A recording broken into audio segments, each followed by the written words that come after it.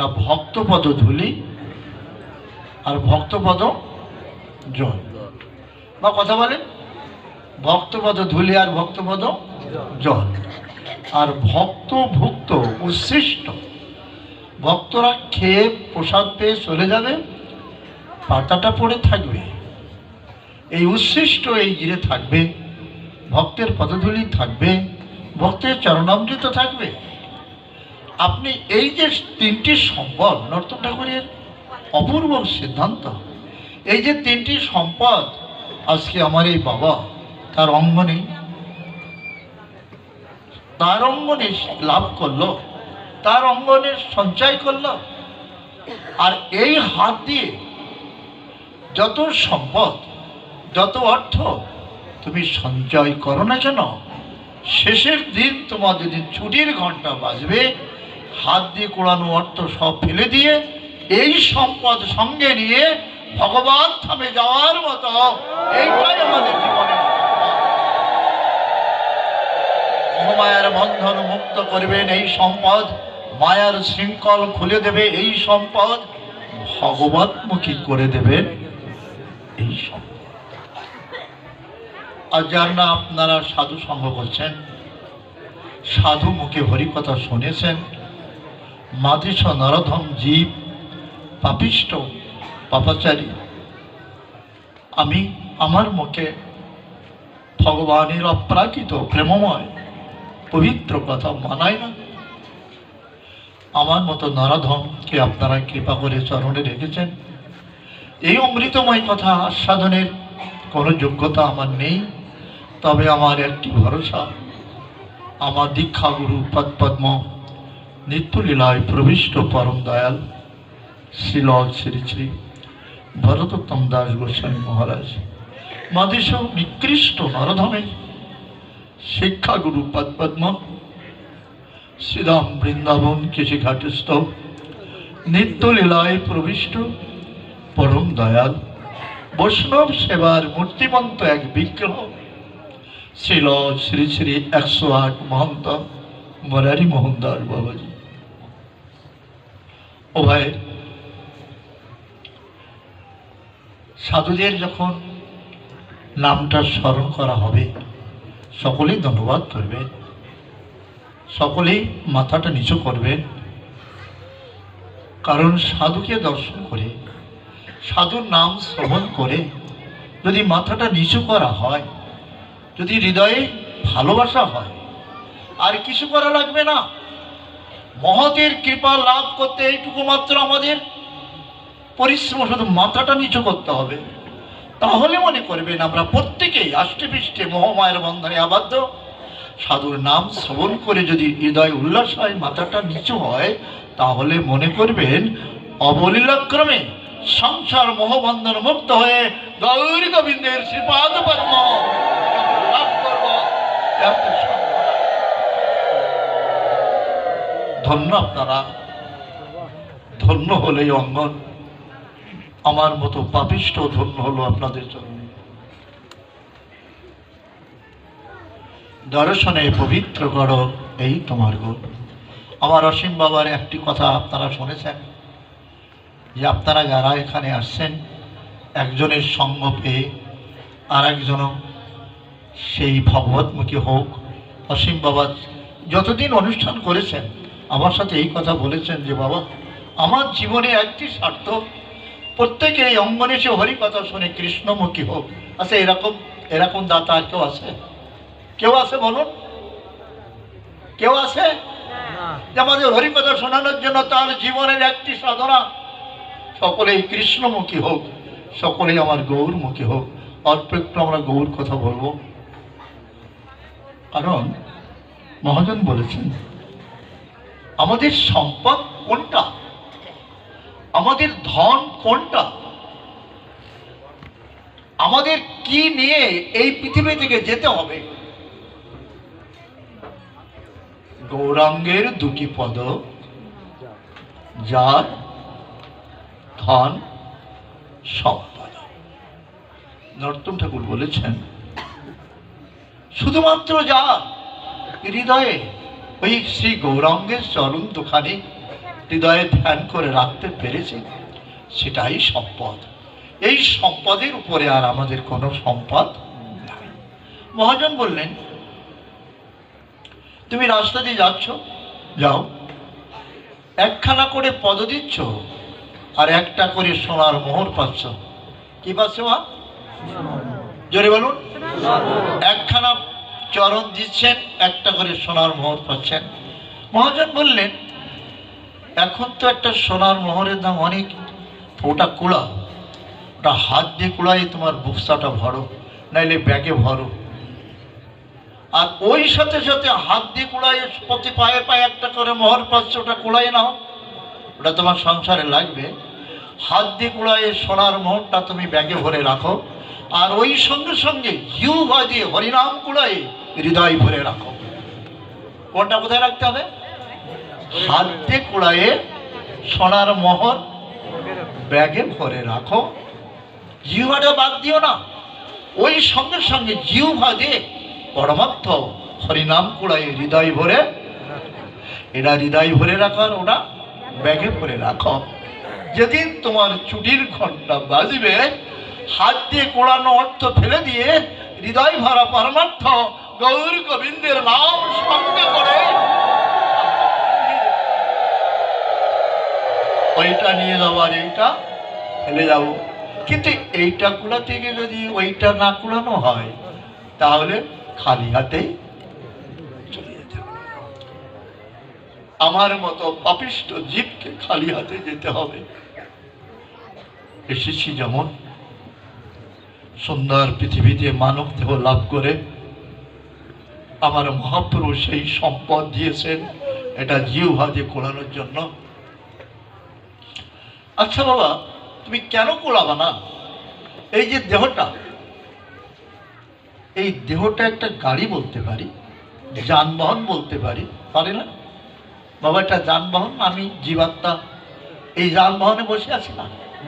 এই গাড়িখানা যেখানে যাচ্ছে আমার ইচ্ছা মতো যাচ্ছে, আমি চালাই নিয়ে যাচ্ছি, কিন্তু এর একটা মালিক আছে।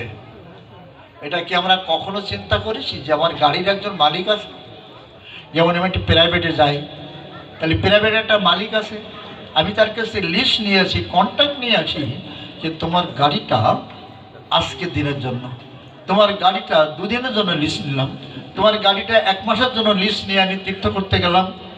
এরকম লিস্ট নিয়ে যাই তো, কন্ট্যাক্ট করে যাই তো, ঠিক আছে বাবা, কথা বলো। কিন্তু কন্ট্যাক্টটা যেদিন আমার শেষ হয়ে যাবে, আমার লিস্টটা যেদিন শেষ হয়ে যাবে, সেই দিন কিন্তু গাড়িটা গ্যারেজে দিতে হবে। কোম্পানি গাড়িটা, মালিকের গাড়িটা গ্যারেজে দিতে হবে না? কিন্তু এই যে দেহরূপ গাড়িটা, আমি জীবাত্মা আছি, এই দেহরূপ গাড়িটার মালিক হচ্ছে মৃত্যু। এই দেহরূপ গাড়ির মালিক কে? মৃত্যু। মৃত্যুর কাছ থেকে আমরা কন্ট্যাক্ট নিয়ে আসছি, কেউ যাবো আর আসবো বলে আসছি। বাবা কথাটা একটু বোঝেন। কেউ বলেছি মালিক কে গাড়ির? মৃত্যু। মৃত্যু দেবতার কাছ থেকে কন্ট্যাক্ট করে এসেছি, হে মৃত্যু দেবতা, আমাকে এই লিস্টটা দেন, এই কন্ট্যাক্টটা দেন, করে যাচ্ছি, আমি যাবো আর আসলে এরকম অনেক আসছে আর চলে যাচ্ছে। কেউ বলছে 2 দিন থাকবো, কেউ বলছে 3 দিন, কেউ বলছে 10 বছর, কেউ বলছে 5 বছর। ডেট এক্সপায়ার হয়ে গেলে আপনার গ্যারেজের গাড়ি যেমন গ্যারেজ দিয়ে আসতে হয়, কিন্তু মৃত্যু দেবতা বলেছেন আমার কাছ থেকে কন্ট্যাক্ট করে তুমি যে মানব দেহরূপ গাড়িটা নিয়ে যাচ্ছ, আমার কাছে পৌঁছে দিতে হবে না। তুমি যেখানেই থাকো না কেন, যে অবস্থায় থাকো না কেন, যেই মাত্র তোমার ডেট এক্সপায়ার হয়ে যাবে, আমি সেখানে গিয়ে আমার গাড়িটা আমি নিয়ে আসবো, তোমার জন্য অপেক্ষা করতে হবে না। আমি সাবধান, যখন তোমার সময় হয়ে যাবে আমি চলে যাব, আমার দুধগণই চলে যাবে। ঠিক কিনা আমার কথাটা বোঝেন? কিন্তু একটি কথা মনে রাখবে, এই কন্ট্যাক্ট করা গাড়িটা, দেহরূপ গাড়িটা, এটা দিয়ে তুমি যদি সাধন ভজন করো, এটা দিয়ে তুমি যদি হরি ভজন করো, এটা দিয়ে যদি তুমি সাধু সঙ্গ করো, এটা দিয়ে যদি তুমি ভগবত আরাধনা করো, তাহলে এই দেহ দিয়ে এই কর্ম করলে সাক্ষাৎ ভগবত ধামে, ঠিক কিনা? আর এর বিপরীত কর্ম করলে সোজা নরকের পথ পরিষ্কার। আজকে আপনারা ইচ্ছায় হন, অনিচ্ছায় আসেন, কেউ ডেকে আনুক, যেভাবেই হোক আপনারা হরিকথা শোনার জন্য অসীম বাবার এই অঙ্গনে এসেছেন, বাস হয়ে গেল। অনন্ত দাস বাবাজি একটা গ্রন্থে লিখছেন ভাগবতের টিকায়, এই যে আজকে আপনি হরিভজন করলেন, আজকে সাধুসঙ্গ করলেন, জীবনে মনে করেন আর কোনোদিন করা হলো না, সংসার মোহবন্ধনে আসক্তিতে কোনোদিন আর সাধুসঙ্গ হলো না, একদিন তো হলো। বলে এই যে একদিন হয়েছে, এতেই আপনার ভগবত কৃপা লাভ হয়েছে, আর সারা জীবন করলে তার কোনো কথা নেই। বাবা, ভগবানকে, কলিযুগের ভগবান আমার গৌর সুন্দর। আপনারা সকলেই জানেন ঝাড়খণ্ডের পথ দিয়ে আমার গৌর হরি বৃন্দাবনে যাচ্ছেন। স্বরূপ রামরায় বৃন্দাবনে যাওয়ার সময় বাধা দেন যে না প্রভু আর কিছুদিন থাকেন। আজ বৃন্দাবনের কানায় গৌর হয়ে আবার বৃন্দাবনে যাচ্ছেন, ঠিক জানে বাবা? এটা বৃন্দাবনের সম্পত্তি না আমার গৌর? ব্রজেন্দ্র নন্দন যাই শশীসুত হলেন সেই, বৃন্দাবনে যেতে যাচ্ছেন। তখন স্বরূপ রামরায় বলছেন প্রভু আর কয়দিন থাকেন, এই কয়দিন থাকেন, এই কয়দিন থাকেন বলতে বলতে প্রভু যেতে দিতে চাচ্ছেন না। বলি স্বরূপ রামরায় আমি একটু ব্রজধাম দর্শন করতে যাবো, তো তোমরা বাধা দাও কেন? প্রভু আমরা সব সইতে পারবো, শিরে বজ্র পড়ে যদি আমার মাথায়, যদি পুত্রও মারা যায় সেই যন্ত্রণা সহ্য করতে পারবো, কিন্তু প্রভু তোমার বিরহ সহ্য করতে পারবো না। স্বরূপ রামরায়, আপনারা যারা বাবা পুরীধামে গিয়েছেন, অনেকে গিয়েছেন, বাবা তো গিয়েছেন, অনেকে গম্ভীরাটা দেখছেন, মহাপ্রভু যে গম্ভীরায় 12টা বছর ছিলেন। কয় বছর ছিলেন বাবা? 12টা বছর। একটা গাভী শয়ন করতে পারে না, মাত্র 3 হাত জায়গা, ওই 3 হাত জায়গার ভিতরে প্রভু আমার 12টা বছর ছিলেন, আর 12টা বছর কেঁদেছেন। একদিন প্রভাতেই স্বরূপ রামরায় এসেছেন, গোবিন্দ বললেন দরজাটা খোলো, প্রভুকে দর্শন করব। গৌর দর্শন করার জন্য দরজা খুলে দিলেন। গোবিন্দ দাস দেখে প্রভুর বদনখানা রক্তাক্ত, মুখে ক্ষত, দেওয়ালে মুখ ঘষেছে, নাকের শ্লেষা, মুখের ফলা, চোখের জল, রক্তাক্ত বদনখানা দেখে স্বরূপ দামোদর রামরায় কেঁদে উঠেছে হাহুতাশ করে। প্রভু এতটা না কাঁদলে হয় না, এতটা কান্না কেন তোমার? তোমার চোখের জল, তোমার বদন দেখলে হৃদয়ে তো প্রাণ ধরা যায় না, এত কাঁদো কেন প্রভু? আমার কলির পতি পাবন ভগবান বললেন স্বরূপ রায় আমি কেন কাঁদো জানি। কেন কাঁদো? আমার যে কেন কাঁদতে হয় তা কি তোমরা জানো? আমার এই কান্না দেখে, আমার এই কান্না দেখে যদি কলির জীব একবার হা গোবিন্দ বলে যদি কেউ কাঁদত, যদি কেউ হা গোবিন্দ বলে কাঁদত, তার আর মায়ার বন্ধন থাকতো না। আমি প্রতিজ্ঞা করে এসেছি জগতে, আমি রাধারানীর কাছে প্রতিজ্ঞা করে এসেছি, এবার সকলের কণ্ঠে কৃষ্ণ নাম। কার কণ্ঠে? সকল কণ্ঠ বলতে তো শুধু মানুষ না, মানুষ চণ্ডী। আমি এবার সবার কণ্ঠে কৃষ্ণ নাম বলাবো, কারণ এই যুগে আমার শেষ অবতার। এবার প্রত্যেক জীব আমার, মাময়ী বংশ জীবলোক জীবভূত সনাতন জীব আমার, আমি তাদের পিতা। পিতার কর্তব্য জীব মোহবন্ধনে আবদ্ধ সংসারে হরিনাম কীর্তন করায়ে সকলের মায়ের বন্ধন মুক্ত করে আমি আমার ধামে সকলকেই নিয়ে যাব, এটাই আমার সংকল্প। জানো সবাই, আমি এবার বৃন্দাবনে যাব, তোমরা আর বাধা দিও না। স্বরূপ রামরায় বলছেন, প্রভু তাহলে আপনি এক কাজ করেন, আমরা আর বাধা দেব না, এই কথাটা একটু শোনেন মা।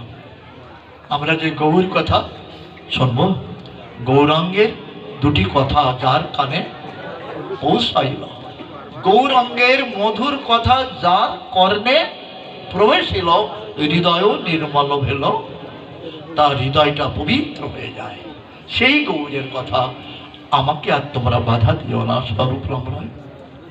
তখন রামরায় স্বরূপ দামোদর বললেন, প্রভু বাধা দেব না, তবে আপনাকে রাজপথে যেতে হবে। কোন পথে যেতে হবে? আপনাকে রাজপথে যেতে হবে। বলে, না স্বরূপ রামরায়, আমি যদি রাজপথে যাই তাহলে বনপথে গেলে যে বনের পশু পাখি জীব বৃক্ষ তরুলতা ওরা তো হরি বলতে পারবে না। আমি রাজপথে যাব না। কোন পথে যাব? আমি বনপথে যাব। বনের পথে, বনের ভিতরে ব্যর্থ জন্ম যারা জীব, যারা হরি কথা বলতে পারে না বা বলতে যায় না, বলতে পারেও না, হরিকে যারা চেনে না স্বরূপ রামরায়, আমি তাদের মুখে হরি বলাবো। প্রতিজ্ঞা করেছে কি, এবার আমি সকলের কণ্ঠে কৃষ্ণ নাম বলায় সকলকে উদ্ধার করব। স্বরূপ রামরায় আর কিছু বললেন না। তাহলে প্রভু একটা দাবি যে আপনি সঙ্গে বলভদ্র নাম করে একজন বড় ব্রাহ্মণ, তার সঙ্গে করে সে দাসত্ব করবে, আর তার একটা চাকর আছে সেটাও নেই। প্রভু আর আবৃত্ত করলেন না। এবার বনপথে যাচ্ছেন। কে যাচ্ছেন তো বলো তো? বনপথে আমার গৌর, ধন্যবাদ, গৌর সুন্দর। কে যাচ্ছেন মা? গৌর সুন্দর। আমরা তো এই জগতের সুন্দর দেখি। গ্রন্থকার লিখেছেন গৌর সুন্দর, মহাজন লিখেছেন গৌর সুন্দর, চৈতন্য চরিতামৃতে বলছেন গৌর সুন্দর। গৌর সুন্দর কেন? আচ্ছা মা, আমরা এই জগতে যাকে সুন্দর দেখি, আজকে সুন্দর দেখো বাবা, 2 মাস 6 মাস পরে দেখো তারা সেই সুন্দর থাকে, তা দেখতে ইচ্ছা করে না। আজকে তুমি যে মেয়েটাকে সুন্দরী দেখে বিয়ে করলে, যে সুন্দরী একটা সুন্দর ছেলেকে দেখে বিয়ে করলো, 6 মাস 6 বছর পরে দেখো সে আর, ঠিক কিনা? মহাজন কেন বললেন গৌর সুন্দর? না, যে সুন্দরকে দর্শন করলে ইহকাল পরকাল তোমার মোহমায়ের বন্ধন মুক্ত হয়ে যায়। যে গৌর সুন্দর ছিল, সেই গৌর সুন্দর আছে, সেই গৌর সুন্দর চিরদিন থাকবে। এই গৌর সুন্দরকে একবার দর্শন করলে তার আর মোহবন্ধন। সেই গৌর সুন্দর যাচ্ছেন বনপথে। কবিরাজ গোস্বামীর কলম, যাচ্ছেন বনপথে। আচ্ছা মা, বনপথে যেতে যেতে অপূর্ব হেম দণ্ড ঊর্ধ্ববাহু, মুখে হরিনাম, চোখের ধারা অবিরাম টপ টপ করে পড়ছে। কাঁদছেন কেন প্রভু? উচ্চ স্বরে কাঁদেন প্রভু, জীবের লাগিয়া, ভক্তের জন্য না। এবার প্রভু জীবের জন্য কাঁদছেন। ওই বনপথে যাচ্ছেন, হেম দণ্ড ঊর্ধ্ববাহু করে ঊর্ধ্ববাদনে প্রভু রাখি জল ঝরছে, বক্ষ প্লাবিত হয়ে যাচ্ছে আর কাঁদছে, মুখে হরিনাম যাচ্ছে। যেতে যেতে প্রভুর মুখের নাম শ্রবণ করে বনের পশুগুলো আত্মারা হয়ে গেছে। কারা? বনের পশুগুলো আত্মার হয়ে গেছে। প্রথম আগে এক ব্যাঘ্র করেছে শয়ন, একটা বাঘ। বাঘ নাম শুনেছি তো? বাঘ কত হিংস্র। প্রথম মাঝে কবিরাজ গোস্বামীর কলম, প্রথম মাঝে এক ব্যাঘ্র করেছে শয়ন। আবেশে মহাপ্রভুর বাঘের গায়ে লাগিল চরণ। কি লাগলো মা?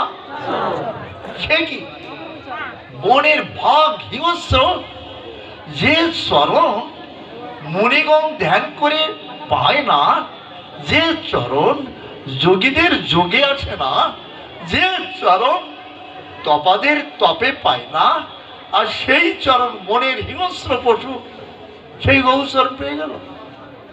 বলি পাবে না কেন? পাবে তো। কেন পাবে না? বাঘ তো থাকার কথা ছিল বনের ভিতরে, বনের ভিতরে গুফায় থাকার কথা ছিল, কিন্তু বাঘ পথে পড়ে আছে না? কোথায় পড়ে আছে? ও যদি আপাতে থাকতো তাহলে কি আমার গৌরচরণ পেত? আজ তার গোপায় থাকার কথা ছিল, গভীর বনের ভিতরে থাকার কথা ছিল, কিন্তু পশুকুলে জন্মগ্রহণ করেও হিংস্র জন্তু বাঘ সে ওইখানে না থেকে পথে পড়ে আসে।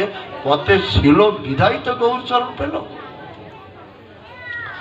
আপনারা আমরা সকলে আজ অসীমের বাড়িতে মহাজন যেন গতস্ব পন্থা, যে পথে সাধুগুরু বৈষ্ণবের আগমন হয়, আজকের দিনটা কিন্তু আমরা সেই পথে আজকে এখানে এসেছি। ধন্য আমাদের, ধন্য আমার বাবাজি অসীম।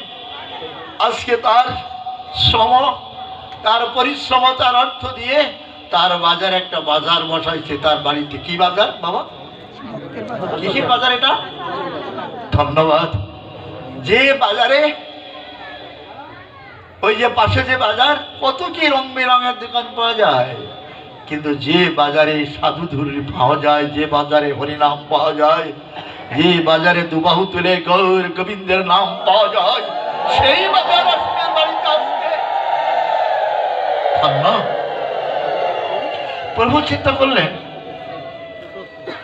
বাবা তোমার এই আছে এক ব্যাঘ্র করেছে শয়ন, আবেশে মহাপ্রভু বাঘের গায়ে লাগিল। তখন উনি চিন্তা করলেন চরণে কি ঠেকলো, পায়ে ঠেকলো কি? তখন উনি তাকেই দেখলেন একটা বাঘ। চিন্তা করলেন গায়ে পা লাগলে তো প্রণাম করতে হয়, হয় না? তবে এখান থেকে তুমি যাওয়ার সময় যদি কারো গায়ে পা লাগে প্রণাম করতে হয় না? কিন্তু যদি জ্যেষ্ঠজন হয় প্রণাম করতে হয়, আর যদি কনিষ্ঠ হয় মুখে চুমে দিতে হয়, ঠিক কিনা বাবা বল?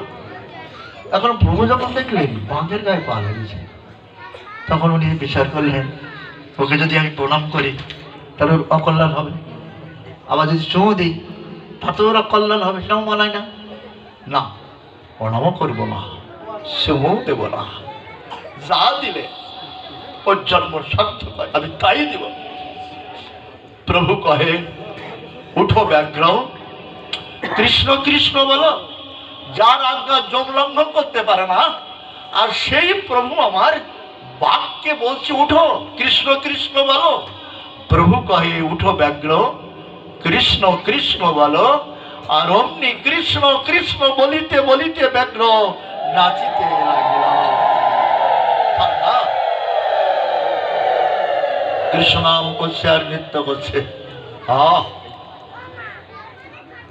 পশুকুলে জন্মগ্রহণ করে যদি প্রভু তাকে কৃষ্ণ নাম বলাতে পারে, আর আমাদের মানবকুলে আমাদের জন্ম, আমাদের তো কৃষ্ণ নাম বলাবেন যদি মনে করেন প্রভু তো এখন অপ্রকট, ঠিক আছে কিনা? আরে বেটা, প্রভু অপ্রকট হলে কি হবে? প্রভুর পাশ্চাত কি পড়ে আছে? ওই যে বিল্লমঙ্গল বাবার সামনে হরিণ, হরিণে বাঘে করে আলিঙ্গন, মুখে মুখ দিয়া করে নদ সম্বন। কিরাকার সাথে একটা বাঘ আর একটা হরিণ। কবিরাজ গোস্বামীর কলম চৈতন্য চরিতামৃত, সাধুমুখে হরি কথা। বাঘে হরিণে করে আলিঙ্গন, মুখে মুখ দিয়া করে চুম্বন। বাঘ হরিণের মুখে মুখ দিয়ে চুম্বন করছেন, আর হরিণ বাঘের মুখে চুম্বন করছেন। যে না করছেন কেন? যে গৌর সুন্দরকে দেখে যার দর্শন করলে নিজের স্বরূপ ভুলে যায়, আজ তারা স্বরূপ ফিরে পেয়েছে। বাঘ মনে করছেন আমি বাঘ না, আমি গৌর চরণের দাস। হরিণ মনে করছে আমি হরিণ না, আমি গৌর চরণের দাস। তো একটা দাস আর একটা দাসকে দেখলে আলিঙ্গন করে না? করে কিনা? মায়েরা বাবার সাথেও করে, বাবারা মেয়ের সাথেও করে, ভাইরা ভাইয়ের সাথে করে কিনা? তাই সেটাই দাসের পরিচয়। হরিণ মনে করছেন, বাঘ মনে করছেন আমি দাস, গৌর চরণের দাস। উত্তরণে নৃত্য করতে করতে প্রভু চলে গেলেন। সকলের বনপথ সকলকে হরি বলালেন। বৃক্ষ তরুলতাগুলো যারা হেলে দুলে খেলছেন তারাও হরি নাম করছেন। স্থাবর জঙ্গমাদি হরি বলে নিরবধি, কিলীলা কইলেন প্রভু চমৎকার।